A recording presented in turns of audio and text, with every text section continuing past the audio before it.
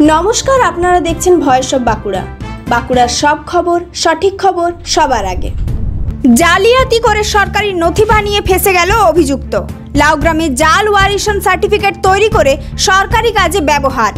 এই চাঞ্চল্যকর অভিযোগে গ্রেপ্তার হলো এক ব্যক্তি।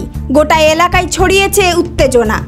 ঘটনাটি ঘটেছে বাঁকুড়ার কতুলপুর ব্লকের লাউগ্রাম পঞ্চায়েতে। অভিযোগ, ওই পঞ্চায়েতের নাম ব্যবহার করে একটি জাল ওয়ারিশন সার্টিফিকেট বানিয়ে সেটিকে সরকারি কাজে দাখিল করা হয়।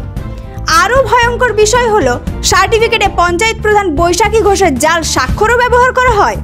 বিষয়টি নজরে আসতেই লাউগ্রাম পঞ্চায়েতের প্রধান বৈশাখী ঘোষ কতুলপুর থানায় লিখিত অভিযোগ দায়ের করেন।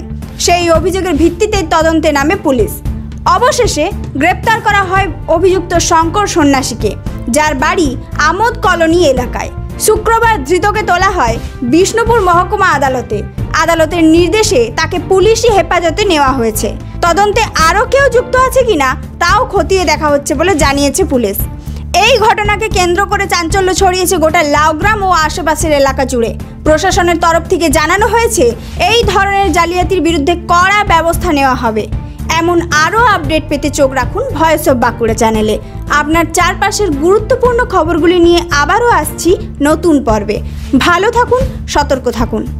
এই ধরনের গুরুত্বপূর্ণ খবর সবার আগে পেতে আমাদের চ্যানেলটি সাবস্ক্রাইব করুন আর ভিডিওটি শেয়ার করতে ভুলবেন না।